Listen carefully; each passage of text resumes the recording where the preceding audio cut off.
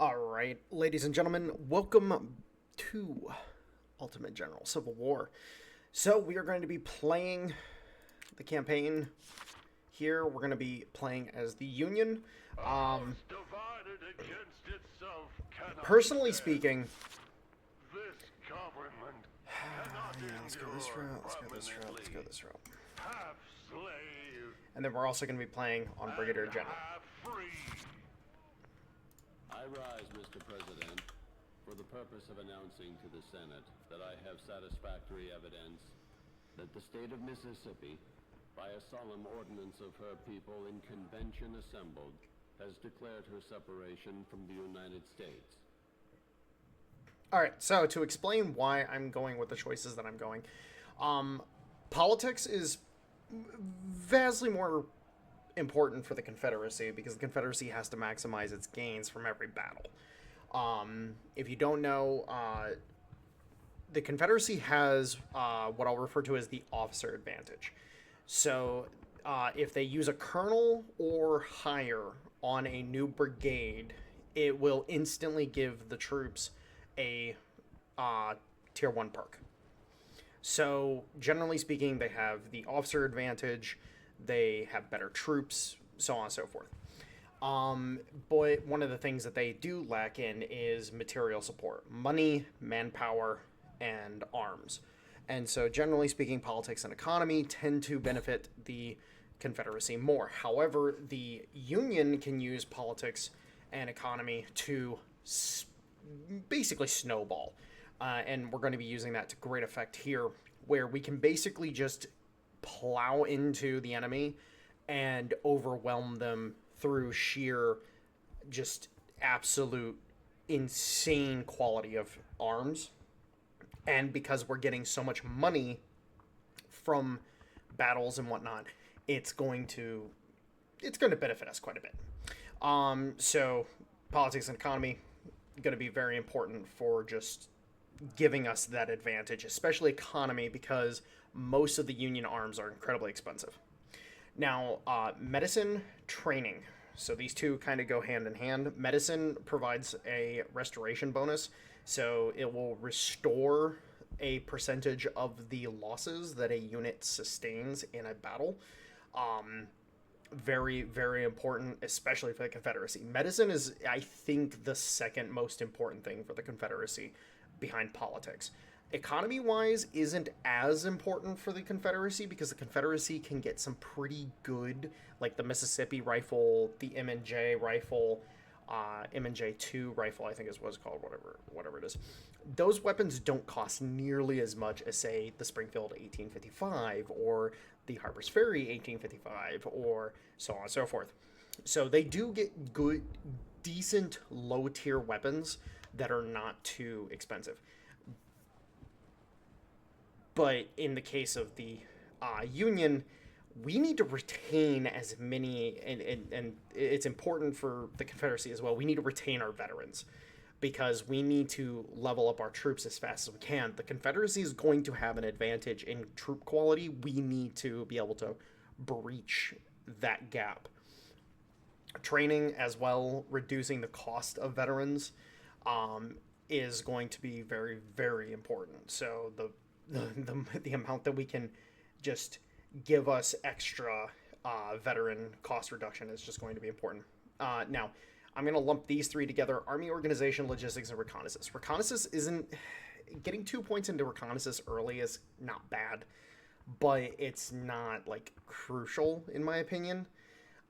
If you're a newer player, go ahead and use it. If you're a more veteran player like I am, you don't have to have the reconnaissance as much. 4 reconnaissance is like the maximum you should go. In my opinion, going all the way to 10 reconnaissance is just a waste of time. Now, logistics, or army organization, let's start there. Army organization, this determines how many corps you can have, how many divisions those corps can have, and how many brigades each division can have. So, and it also determines the size of the brigades. So it is incredibly important. However, there are certain milestones you want to hit with it instead of just going balls to the walls on Army Org. You don't have to max out Army Org first. And then logistics. Logistics just gives a flat increase to the amount of ammunition that your units carry, and it's fucking amazing. At the later tiers, when you start getting points into this hardcore, it's absolutely a godsend. Now, in the early game, the 10% bonus is perfectly fine. Once we start getting to Antietam and whatnot, we might want to consider trying to slide some points into logistics a little bit, but you'll get what I mean as we get through. So let's go ahead.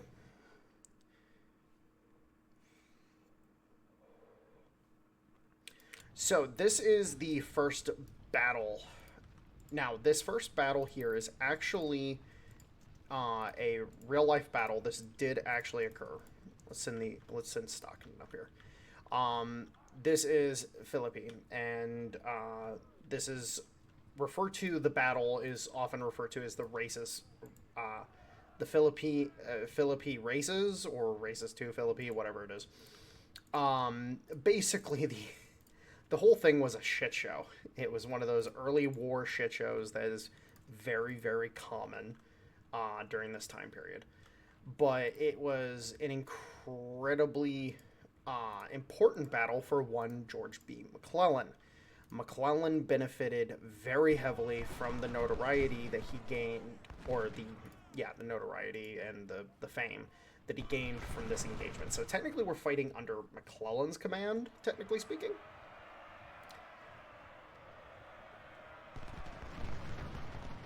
Let's...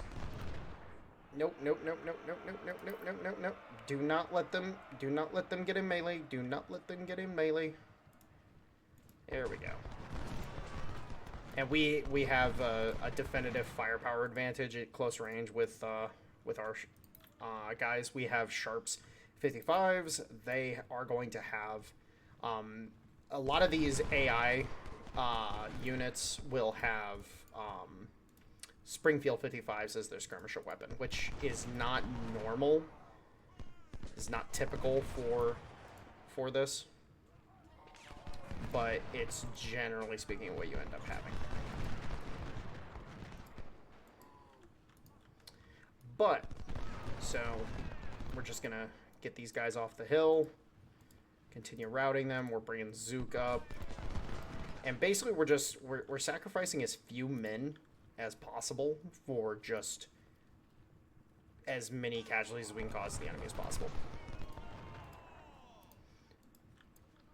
You know, putting as few men into the line of fire as possible, preserving Zook, because Zook is going to be important going into the later portions of this battle, because he's going to actually be basically our punching bag. All right, so we need to get Schaefer down here to assist, and let's go ahead and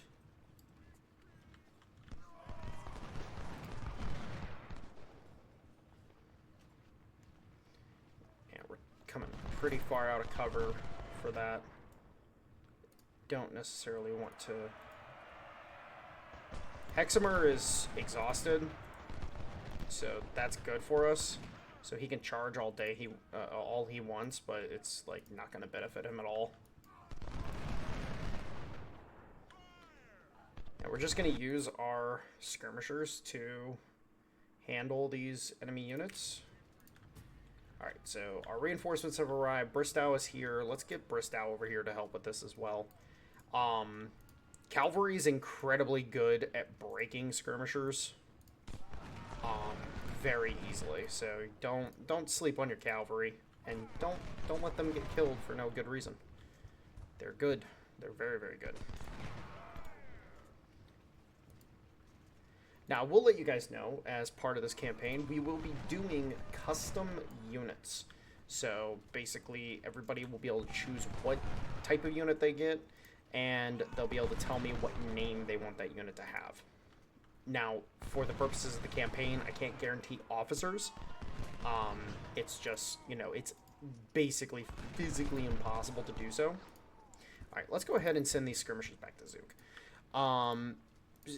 So don't expect me to be able to get officers exactly, but it's going, you know, customizing the units to your preference is not going to be too hard. So we're going to go ahead and we're going to march these bad boys over here. We're actually going to bypass McHenry for the time being, because McHenry is actually kind of a sunken cost to us. When there's no real point in engaging him directly when we could do other things like push across the bridge and force him to come across. Oh, Bristow. Bristow. No. I wasn't paying attention there. Well, that's fine.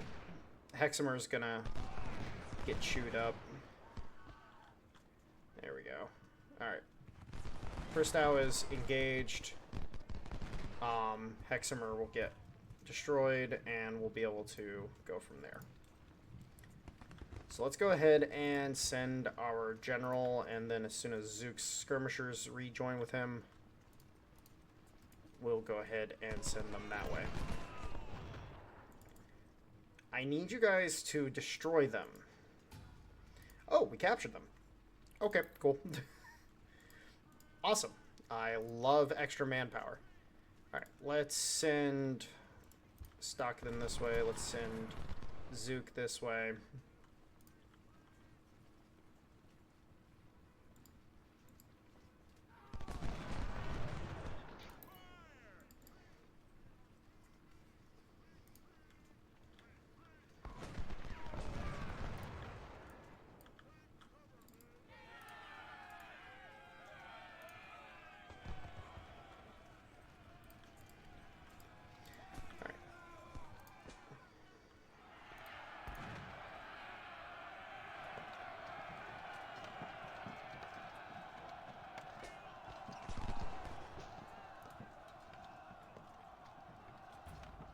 Oh, and we captured Sill.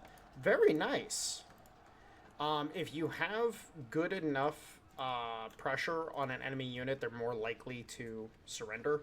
So if you actually hardcore surround them, they will be easier to capture. So I do definitely recommend making sure to surround enemies.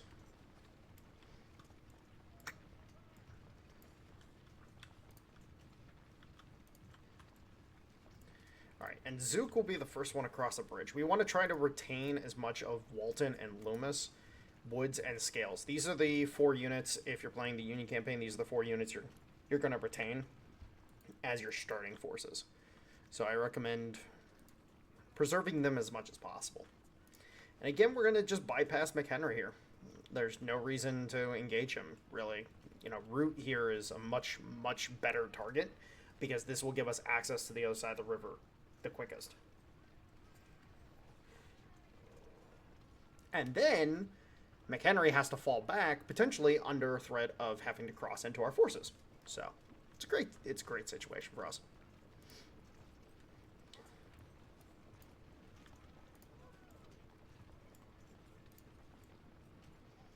Alright, let's get our guys just within the tree line. Now, Woods here is a 6-pounder, right? Yep. So, 6-pounder, he is going to get told no shooty shoot. Scales, on the other hand, is a 10-pounder ordnance. So, 10-pounder ordnances are actually kind of fun. This is actually the primary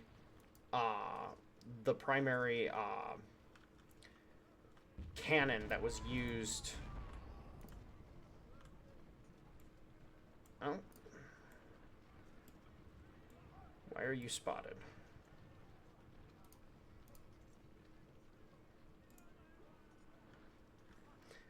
But the 10-pounder ordnance was actually the primary gun utilized by the... Okay, so... Loomis is spotted for some unknown reason. I don't understand. But if I can edge him... If he's going to be spotted...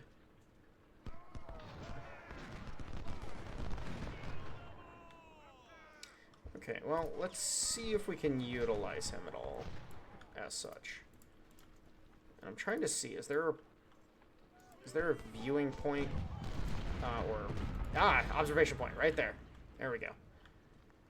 Thank you. Awesome.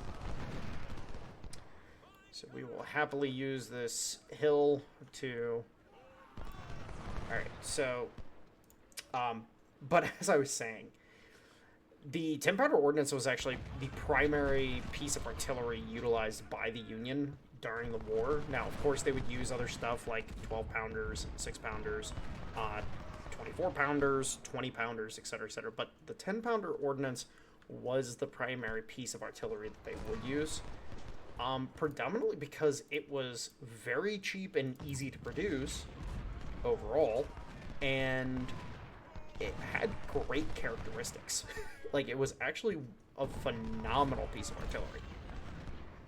Which most of the, like, the 20 pounder ordnance, the 20 pounder Parrots, the 10 pounder ordnance rifles, like, all of those guns, once they really got the metallurgy down, it was quite impressive. Like, just overall, just fantastic pieces of artillery. Alright, so we are exchanging at a good rate, in my opinion, with Root. We could potentially pull Watson back, or Walton, my bad. We could potentially pull Walton back and get Woods in on this, but because of the range differential, so the 10 pounder ordnance has an effective range of 1500. And then the 6 pounder field has a effective range of 1300. And so they do have a difference in, because it's percentile based. A percent of the range is only for round shot, and then a percent is for shrapnel shells, and then another percentile is, you know, the last like 100 yards of the range is reserved exclusively for canister. So there we go. Now we got Woods in on the action. It does suck that Loomis is the one taking the heat here, but the casualties are not bad, so it's fine by me. So again, as soon as we have a really good opportunity, and basically, like, as soon as we start seeing Root here flag, which his banner here will start to flash a little bit and get a little pinkish. As soon as that occurs, then we're gonna go for it. We're just gonna gun across that bridge with Zook. And the reason why we're keeping Zook and Walton and all of them in the wood line is to keep them hidden from the artillery. Unfortunately, Loomis is being exposed to fire from the enemy artillery. But it's only round shot, so it's not as effective. And especially because these are 6 pounders, they're very ineffectual with round shot. 6 pounders are more a short range artillery piece meant to be used with shrapnel and canister. Which canister, because of how fast these little fuckers can reload, as you can see, not as good as the 10 pounder ordnance rifle, but still pretty freaking good overall. These things will fuck at short range. Canister coming out of 6 pounders is terrifying.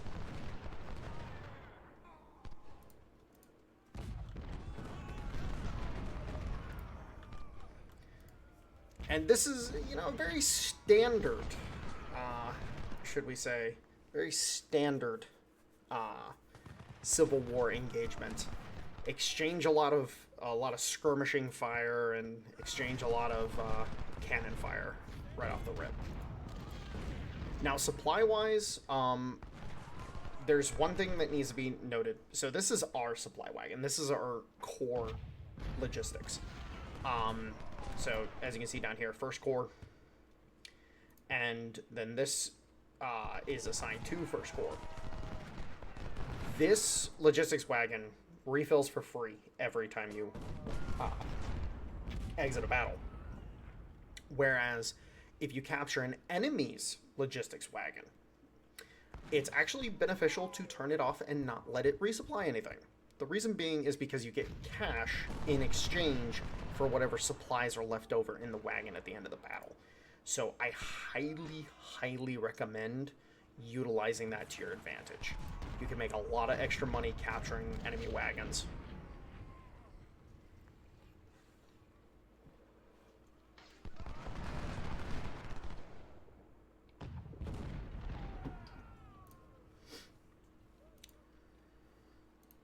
Come on, Root.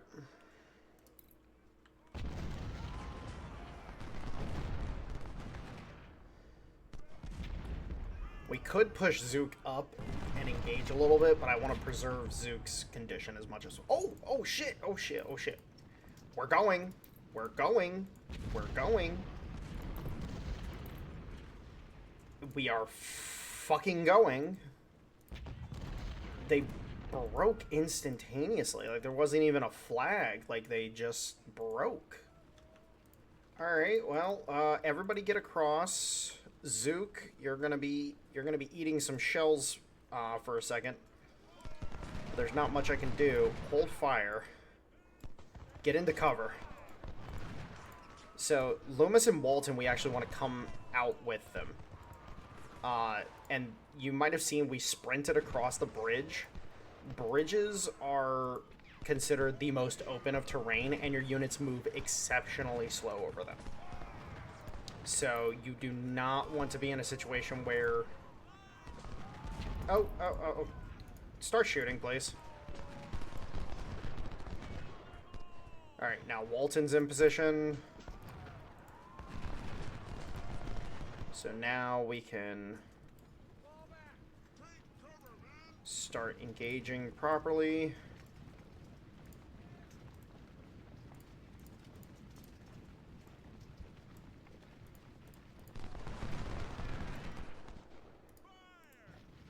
We want Schaefer, Stockton, and Bristow coming over here.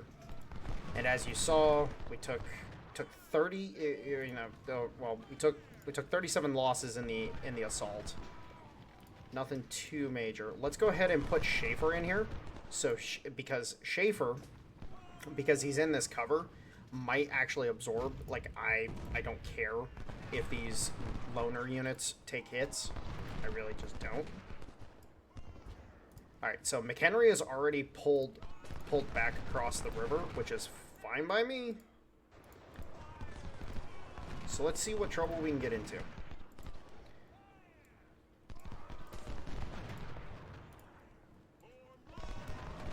Let's bring Woods up.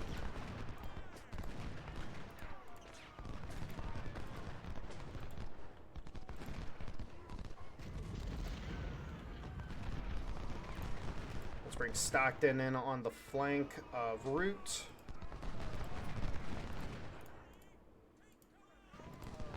Let's bring Bristow in here just to shoot up that.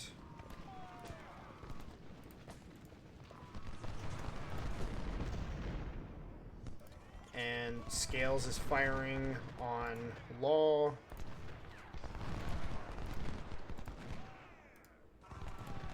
Alright, enemy.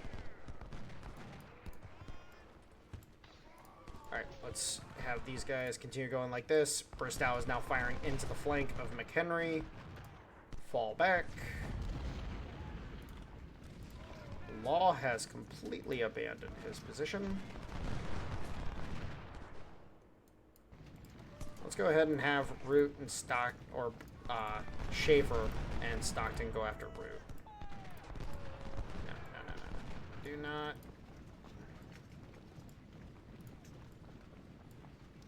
Have these guys march forward. Again, we want to preserve Bristow as much as possible as well, because Bristow will be useful later.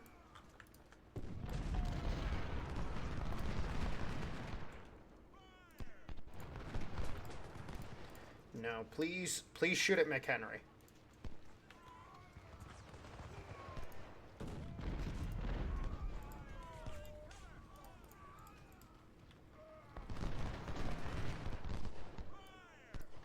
Alright, and when charging an enemy, always use multiple brigades. Always, always, always.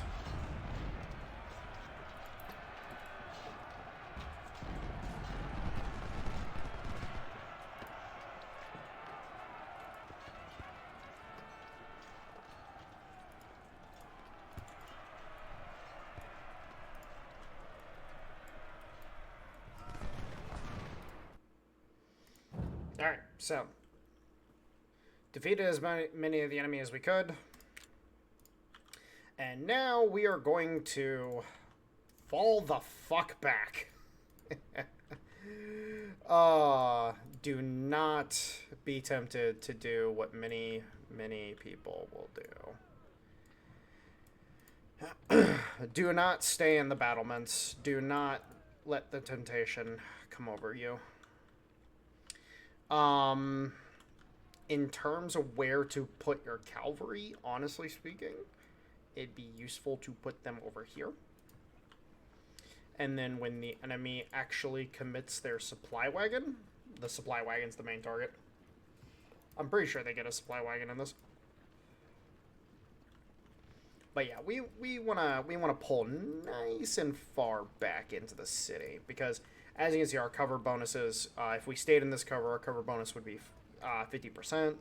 Our cover bonus inside the city here is 100%. So, yeah, it's just better to fight in the city. We pulled Scales back into the middle of the town. He's going to be able to shrapnel shot basically everything. And then Woods, I'm keeping close to the train station here. Now, the reason why I'm doing that is because there will be an armored train that comes down the fucking tracks. And Woods is going to be your first line of defense against it. You're going to want to pound the shit out of it. Scales can sit off at range and hit it with the round shot, no problem. And hell, where it pulls up here, he might even be able to get shrapnel rounds on it. Now, mind you, just because it says it's an armored train does not mean it doesn't take equal damage from everything. Or it doesn't take equal damage. It does. No, do not fire. Do not fire. Do not fire.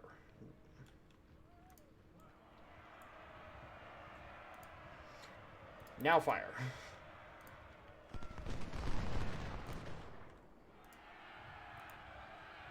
I'm gonna be a cheeky little fucker. You might have noticed that I disconnected a skirmisher unit from the infantry. The reason why I did that was it actually causes the charge to stop. When I'm dealing with these smaller battles, I tend to use that strategy quite a bit. Alright, so we need to run our troops up here as fast as we fucking can.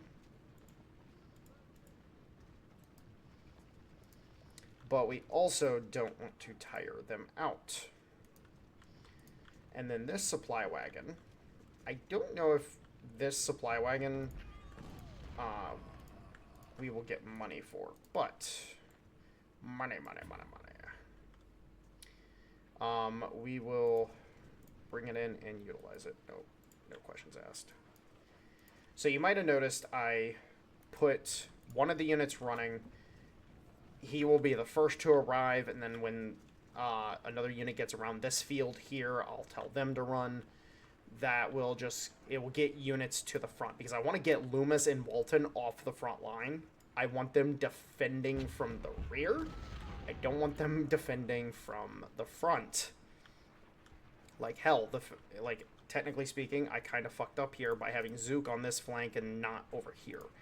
But I'm not as uber concerned about it right now, because it's not like I won't have... Yeah, as you can see, our guys are... Alright. Let's go ahead and have these guys run up. Now, fuck it, I'm just gonna have them all run. Because we're about to get attacked like a motherfucker. Alright, let's open up with these guys. Let's see what we can get out of them. Are we getting shrapnel shot? Yes, we are. Okay. So I will allow these to fire, no problem. Alright, the train's coming in. And then once Bruce can get up here, we will have him swap with...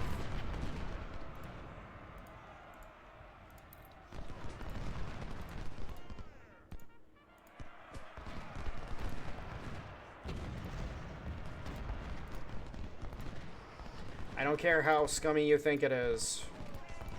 It's a perfectly viable fucking tactic. Alright, Bruce has started to arrive, so we're going to go ahead and get him in here. Let's have him walk now.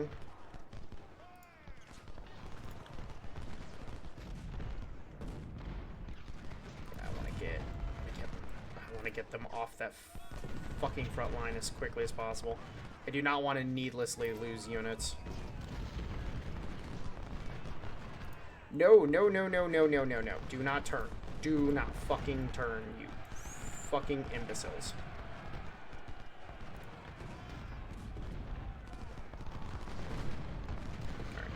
Alright. Well, sprint across the bridge, please.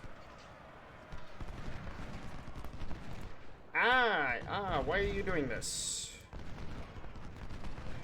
As soon as they're across the bridge, we'll tell them to walk.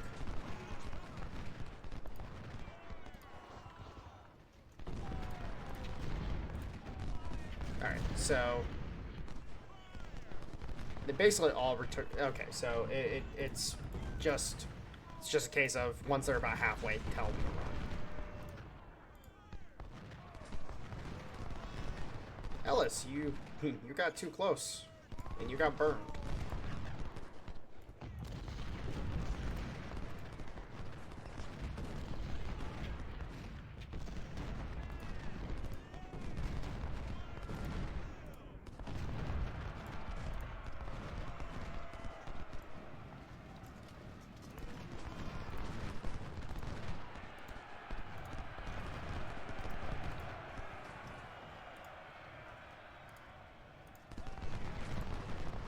Alright, and in the case of the train is almost good to pull off, so we will finish it off here. There we go. Alright, train's done, so now we don't have to shoot at it. It will not, it will continue returning fire, but it's not going to be like a big problem. So, oh, no, get out of that.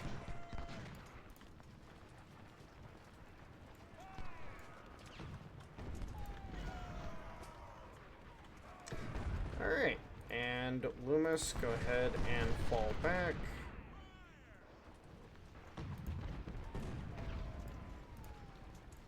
Awesome.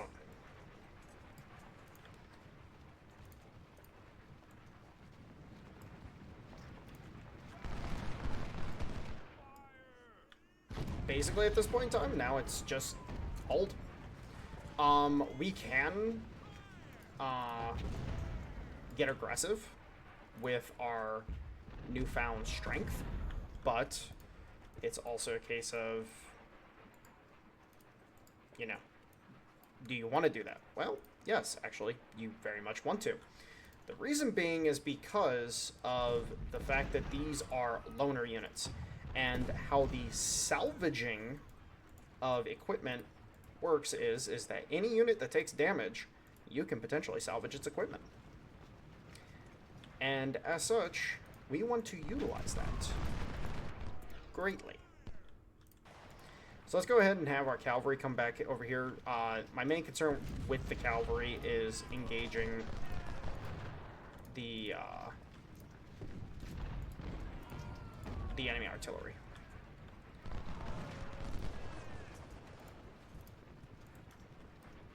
We'll go ahead and pull the artillery, my artillery forward a little bit, and then we'll set up the infantry on the flanks. So yeah, basically at this point in time, Walton, Loomis, Scales, and Woods need to take as little damage as possible, and then the rest of them, honestly speaking, we don't care how much damage they take. The more they die, the better, to be honest. Because the more they die, the more shit we get from them. Alright, let's go ahead and have Bristow dismount because Hatch is coming in. Pull back into this. What are you, 6-pounders? What are you, 6-pounders? Okay, so we want to get much, much closer. But yeah, now at this point in time, we just sit, engage, kill as much as we can. Let's go ahead and have Bristow come in here. Again, we're just looking for opportunities to attack and kill enemies, and then also have our guys die. Because there's no point in having any of them surviving. Oh, charge them. Charge them. Beat their ass.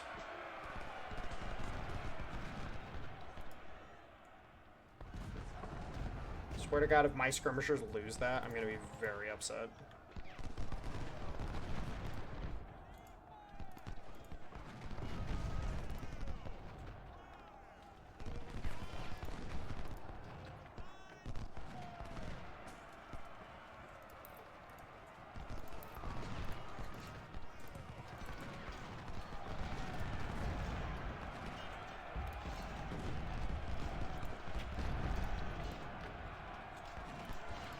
Oh, fuck. Okay, well, Bristow just died. Whoops. Whoops. So, that was a little unintentional. Zook, you fucking mad lad. God damn. Broski said, I am here to fuck. Alright, let's keep moving these guys up. Fall back, please.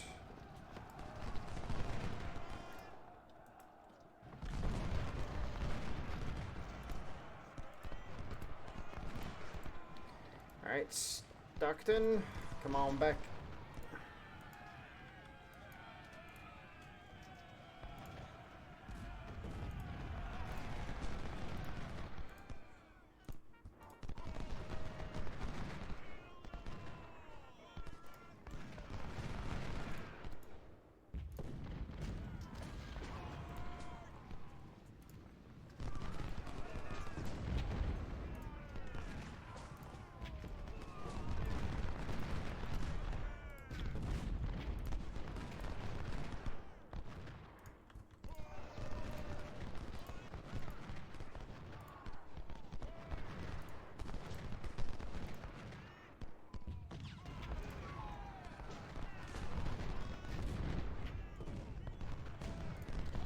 Yes, yes. I know. I'm taking losses. Boo-hoo. I don't care.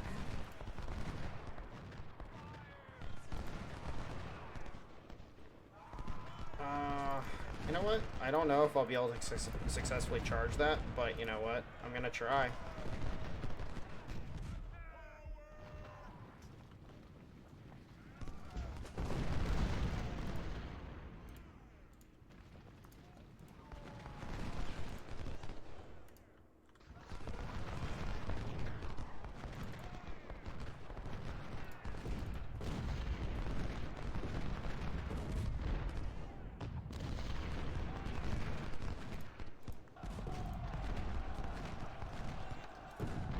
Oh, we broke him. Ooh. Yeah, let's get our general up here and help Zook out a little bit, you know. Give him a little pat on the back, be like, hey bud, it's okay. Don't worry. Run away!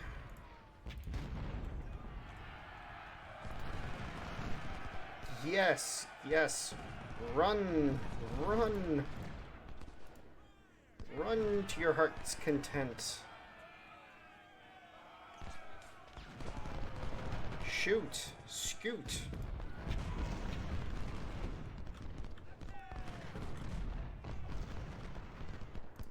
So yeah, at this point in time, I think we're definitely going to get quite a bit of stuff. You know, we're causing needless amounts of losses on our parts. The enemy would basically stop engaging at this point. But by losing a bunch of guys and then also causing a bunch of casualties on their side, I'm getting free shit, so I'm not going to complain.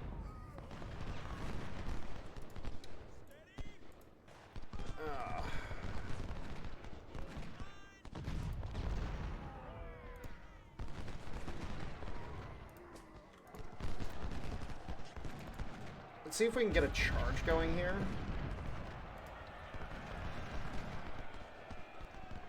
And then potentially be able to capture a couple units. That would be the preference, is actually be able to capture some units, get some extra manpower.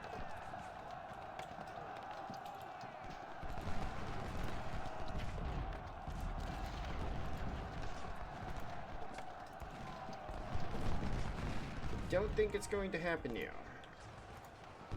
Satch. Oh, hey, look at that. We routed those guys. Let's bring them down here and help us get this. And we're continuing to flank. And, oh, we just broke another unit. Alright, well, go ahead and break another one. Yeah, there we go. And I do want you to acknowledge, like, this skirmisher unit has just been sitting here trading with scales this entire time. And no problem whatsoever. And the reason for that is actually because of the formation bonus. So the line infantry, they have a very, very blocky formation. So they tend to take a lot of extra damage. The cavalry actually have a worse formation when they're on horseback.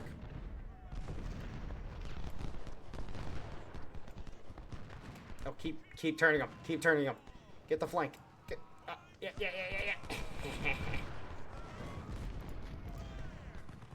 Fucking turn it. Start shooting them. Oh, they're out of ammo. That's problematic. Oh, hey, go kill the enemy. Go kill the enemy general. You know, that'd be a fun meme. Oh, okay. We just routed another one.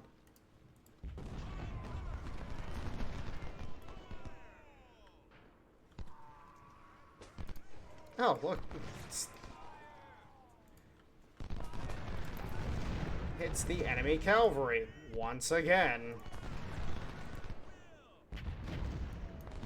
Oh my god. It's almost like I know what I'm doing in this game.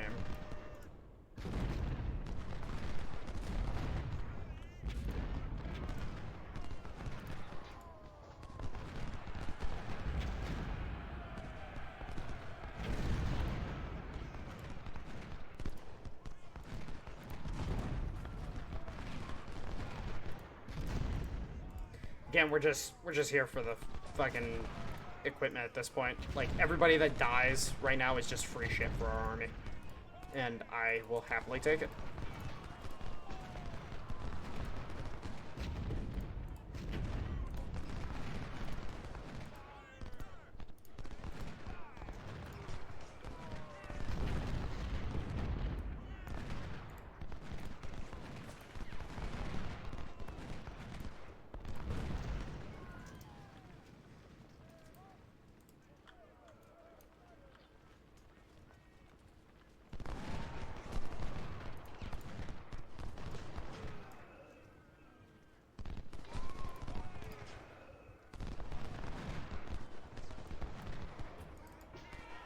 Dun dun dun dun dun dun dun dun dun dun.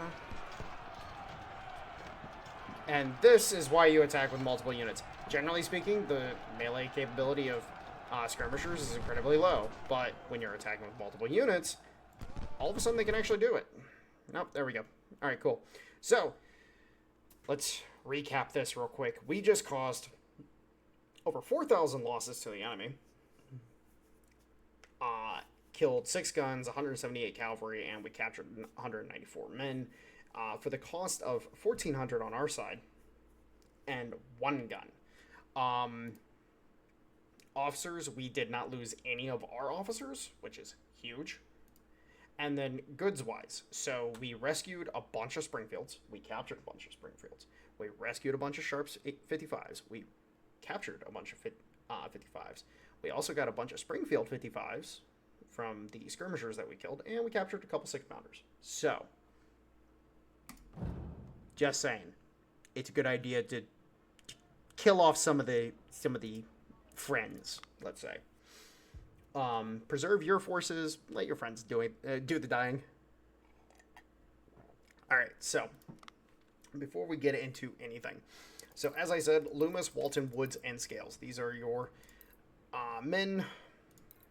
And alright, so unfortunately, now, I have done some research. And unfortunately, this unit right here is the more inefficient one. But I don't care, because fuck it. he's got a fucking perk. I'm not going to get rid of him. But Loomis, you see, with infantry, because of how bulky the brigades can get, the stamina and the speed bonus from endurance cores is vital for them. I originally used to kind of sleep on it. Wasn't really something that I paid attention to. So, of course, let's go ahead and look at the armory. Again, we've got a bunch of the the Springfield 42s, some of the Springfield 55s, a bunch of Sharps 55s, which can be used on skirmishers and cavalry, by the way.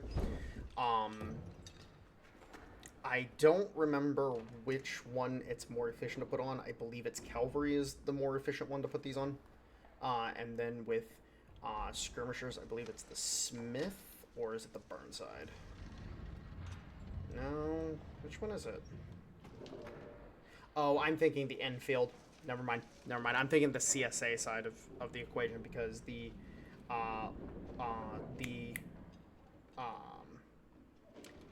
infield carbine that you can get, it has a 300-meter range, which is really good on skirmishers because it fires fast and it has the same range as the Mississippi rifle, for example.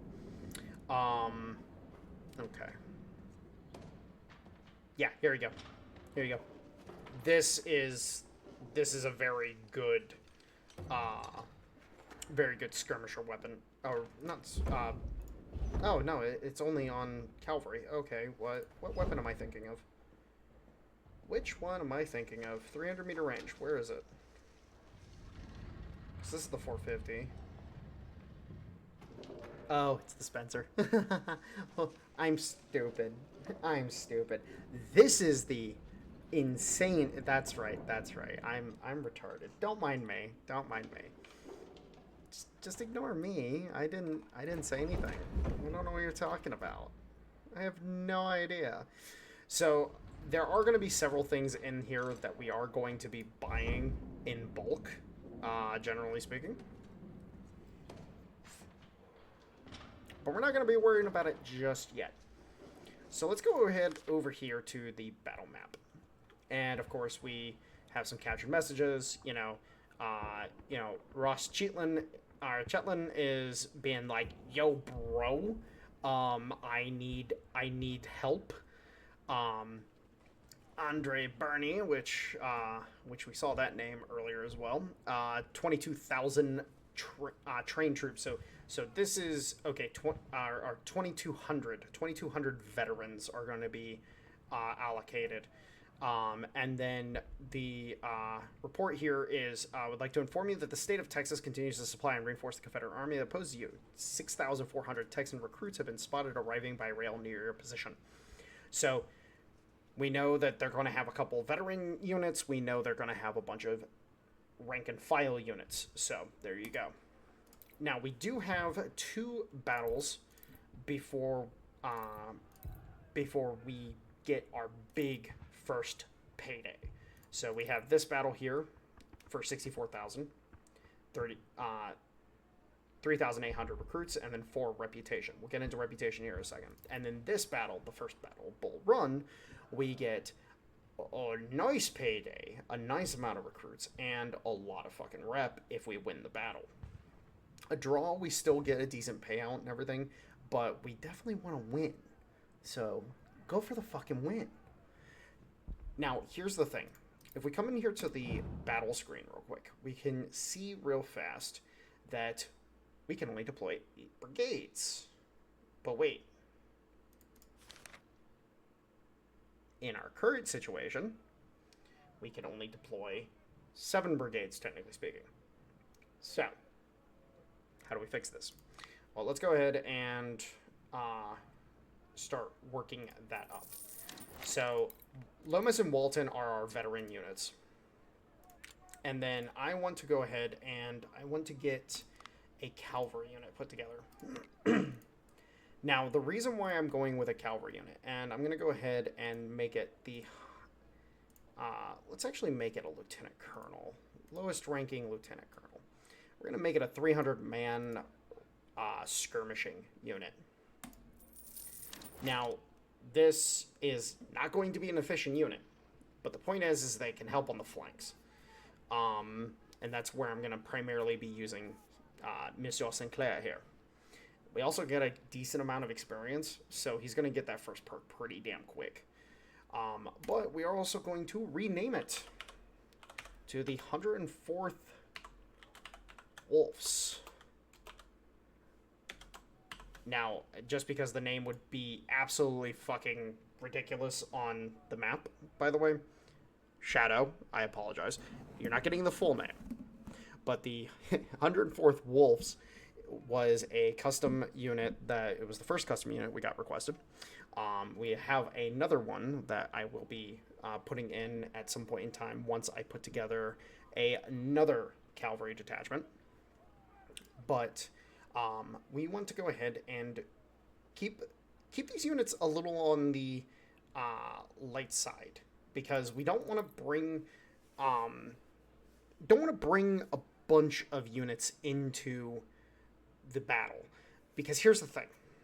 We have free units that we can use in the battle to die for us. And we have a bit of a game mechanic that we have to take into account. So, in regular battles, the average size of your brigades, so these battles, regular battles, the average size of your brigades is what is taken into account when deciding how many troops you're going to be facing. However, when you are going into the historical battles, or the, grand battles, as they're called, the grand battles, it's the total size of your corps. So all your brigades, it's the total size of your corps that is taken into account. So generally speaking, for these battles, the average size of your brigades is what matter. So we kind of want to try to do a balancing act here. We kind of want to keep it a little on the copacetic side and not get too rowdy with what we do. Now, also, if we come in here, we can also find the reputation. So reputation, you can spend reputation to get certain things. So, for example, here we can buy some Palmetto 42s, which is an improved, enhanced version of the Springfield 42, which it is better than the Springfield 42. It is better. I can confirm this for a fact. The units that are armed with the Palmetto 42 will outcompete Springfield 42 units pretty hard. And we are going to take this after this next battle, but we don't want to take it yet. There's a reason for that. So I also want to go ahead and I want to get another infantry put together. So let's go ahead and get another lieutenant colonel. Yes, sir. And then we'll go ahead and arm him up with this. Okay, so I'm gonna go ahead and get. Let's go ahead and get 100 rookies. Yes, sir. On each of these guys. Just 100, and then we'll fill in to. Let's go 750. Let's go 750 with veterans. All right, so boom, boom, there we go. And then now the reason why I did that, I should probably explain that. The reason why I did it that way was because, okay, we sacrificed some experience, put some rookies in there, but we save a bunch of money on the troops. But then we offset the loss of experience with adding in some veterans to get the numbers up. You know, you got to do a balancing game between cash and what you put in and whatnot. Now, this unit here, which I probably should have, actually, now I think about it, I should have put up, yeah, I'm gonna do that. I was like, oh, wait a minute, I should have done that. We're gonna put a major on here, because if a major dies, it's not nearly as impactful. This is going to be a bit of a bullet sponge unit. we're specifically going to be using him to bullet sponge for Loomis and Walton, because these are our better units, as they do have the perk. And then for our first point, I'm going to go ahead and say...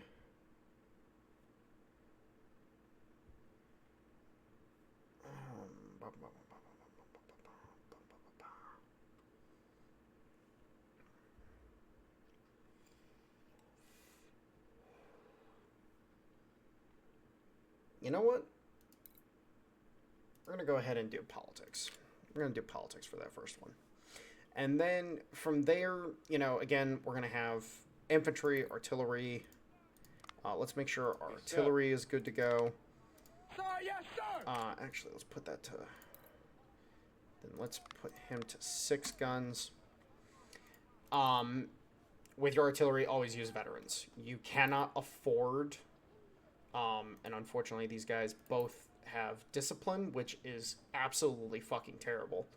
So eventually, both of these guys, I guess I'll turn them into 6-pounder batteries and just keep them as 6-pounder batteries, I guess. I don't know. That's actually fucking terrible. Holy shit. I wish you could re-roll this.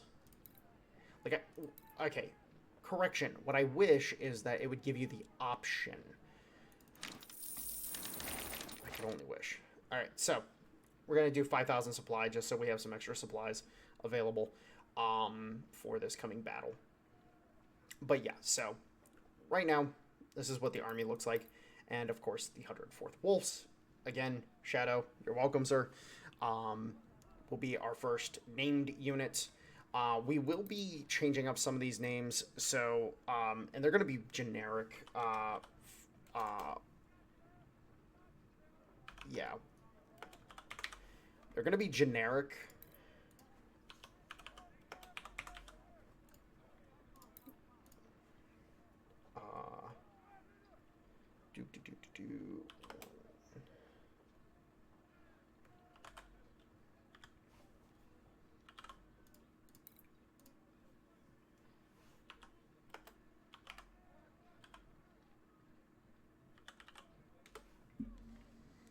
Alright, and then... yeah, we're just going to give these generic names. Reason for this, actually, is very important, actually. Because this allows you to more easily distinguish what units you have on the field versus what allied units you have on the field. So make sure to do that. Just give it something generic, you know. Okay, this is the first brigade of the 1st division. This is the 2nd brigade of the second or the 1st division. This is the 1st division of the 2nd brigade or 1st brigade of the 2nd division. You know, simple shit like that. And then, you know, like, oh, these guys are in my 1st division. Now you might be wondering why am like, if I, and I'm not going to do it yet, but why do I only have access, why do I have access to an extra slot here, when if we come to here, is it not going to show it? Oh, okay, sorry. We have 1 corps, 2 divisions with a max of 3 brigades. Okay, why does the 1st division have 4 brigades? You get free slots based on if you have divisions. And yes, you can game the fuck out of this, by the way. You can game the fuck out of this in the early game. As long as you don't move them from the free slot, you will never lose this free slot. So until I gain the 4th slot here, I will always have that 4th slot available. So I'm just never going to move these guys out of here to be able to keep that slot. So, which then will allow me to bring, if I wanted to raise extra forces, which honestly speaking, I could do it. I could. If I wanted to raise an extra brigade for this battle, I could. But it's going to kind of, like, I could raise what is referred to in the community as a ballast brigade and make it a smaller brigade, and it's just basically a supporting brigade that can come in and, you know, but then of course, you know, there's a bunch of math and whatnot. You know, I'm not gonna concern myself with it. It's whatever. Anyways, guys, that's the first episode of Ultimate General Civil War. So I will talk to you guys next time. Make sure to comment, like, subscribe, and make sure you guys are joining the Discord. We need to get this going. Anyways, I love you guys. Talk to you later.